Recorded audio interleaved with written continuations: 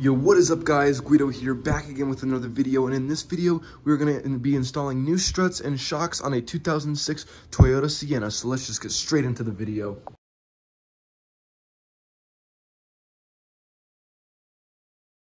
So we're just going to be installing just the rear first. We're going to start with this. Now it should be pretty easy. We are going to jack up the vehicle just so there is tension, so there isn't any tension on these when we go to remove them, and hopefully they'll kind of just fall right out and be able to remove pretty easily without having to like pound them off or anything like that. But yeah, so we're gonna start with the rear first, and we're gonna start by jacking it up. All right, so make sure you go and chalk off the front wheel so it doesn't roll when you jack it up. And what we're gonna do is we're gonna jack it up from the jack points on the frame right there. And you can see I have the jack and the jack stand on there, supporting the weight of the vehicle on each side. So we just went and popped the little covers off here. Now you're just gonna take this rubber boot off that's on top of this cap here, just like that.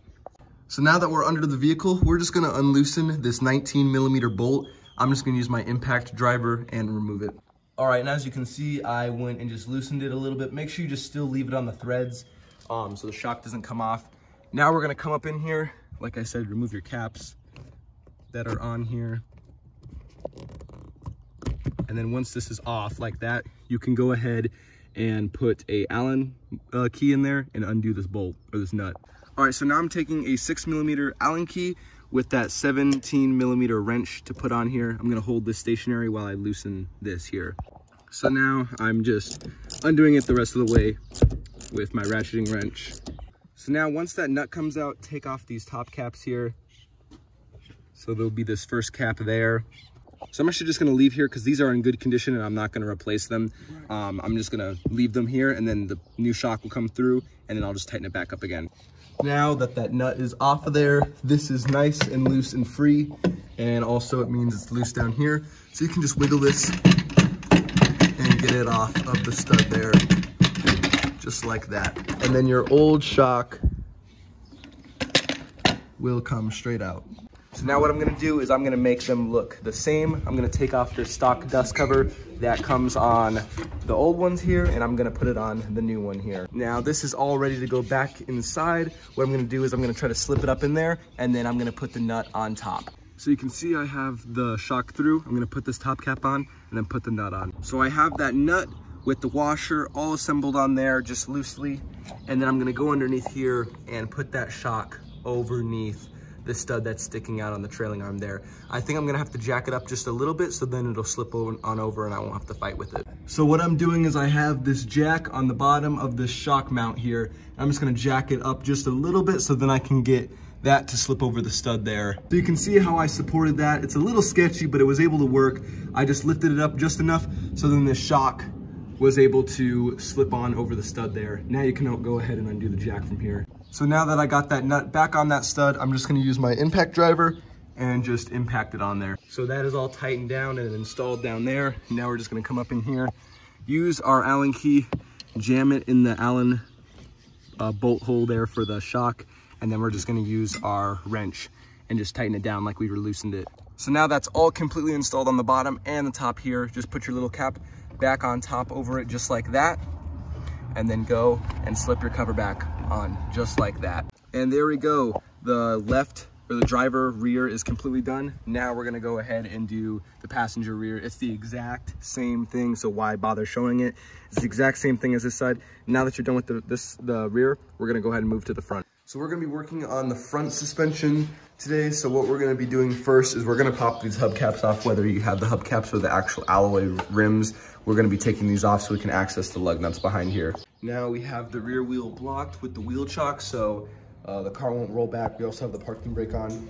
And now what we're gonna do is we're just gonna jack it up on the recommended jacking points underneath.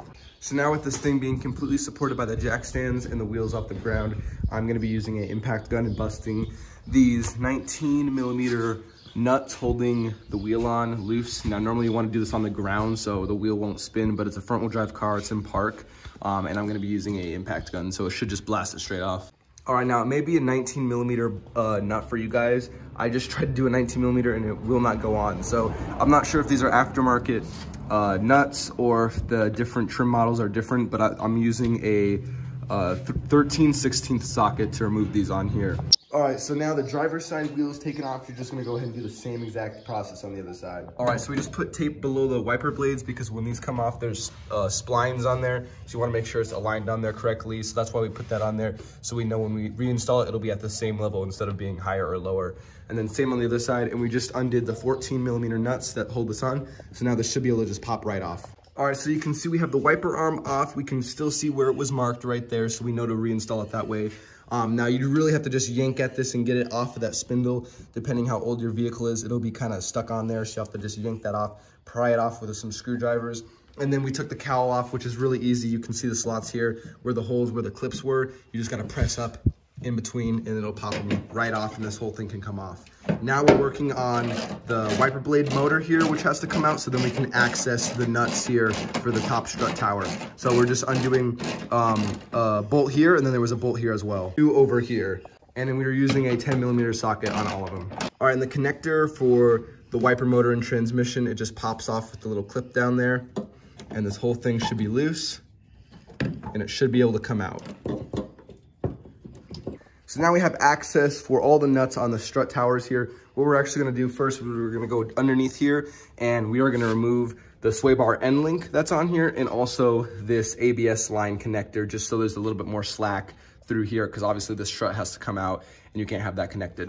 All right, so we have a vice grip holding the stud behind the sway bar end link here. And then I'm gonna use a 17mm socket to remove this nut here. And just like that, with some impact force, the nut will come off. And then you can undo your vice grips here. So now we just removed this little bolt with the 12mm socket, which held in this ABS line here, just so this can kind of come out from here. And then also this other line here. So there's not tension on it. And then also too, when you go to put the new strut in, that'll get installed as well, just like that. And then also here for the wheel hub, there's a little clip that's on here, which will just come off, just like that.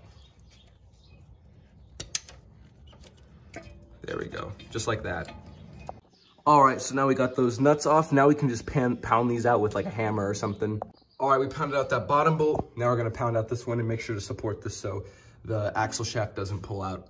All right, so we have both of the bolts undone. We're gonna hold the hub right there so the axle doesn't pull out, and then I'm gonna support the strut and also undo this nut here. All right, so we got the old strut out. Now we're gonna put in the new one. This is gonna be kind of hard to film, but we're just gonna snake it up through there, put a nut on it, and then pound it into that knuckle right there. All right, so we got all the nuts on top there, loosely tightened. Now, just time to guide this into the knuckle here and put the bolts through. All right, so now with all these nuts being pretty tight, what we're gonna do is we're gonna go down here and we're gonna reinstall the nuts for these bolts here, holding the knuckle all together.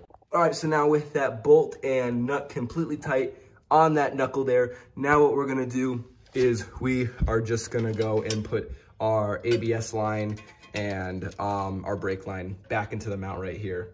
All right, now you can see we have it all, the ABS and the wheel speeds connectors all mounted in place. Now time to just put your sway bar back in place here.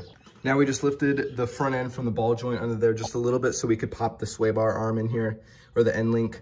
And now we're just gonna tighten this nut on here all the way down, and then we'll use our impact and our vice grips to hold it from the back here to pull it in all the way. All right, and you can see we have everything completely installed and our sway bar end link tight in there. All of it's all installed and tight, and that's all installed there too. So now we're just gonna throw the wheel on and move to the next side. All right, now this side is officially done and completely installed. Now we're just gonna go ahead and do the other side, but it's pretty much the exact same, so no point in showing it because it's just the same process. So let's get into it. All right, and we just got this whole entire other side all together and installed. Now, since we're done with everything here, we are putting this wiper motor back in place. We're putting all the 10mm bolts back in place on here, and we're gonna tighten this thing down. So now we're just tightening the rest of the 10mm bolts. So that's all installed. Now we're just gonna put this front cowl back on and it just snaps in place with the clips underneath. All right, so you can see how we had the tape there, which shows us where it was before. And then we got this whole cowl all installed and we just push these on and it'll go on the splines there. All right, so everything is all installed. All the struts are all on there. Now time to go get a alignment and make sure the wheels are all wearing in the correct area. Because obviously, who knows, these shocks could have been pretty bad. This car has 65,000 miles on it. So you obviously want to go and, you know, get your a whole alignment so you don't wear out these good tires. Anyways, I hope you guys enjoyed. Make sure you guys comment, like, and subscribe, and peace.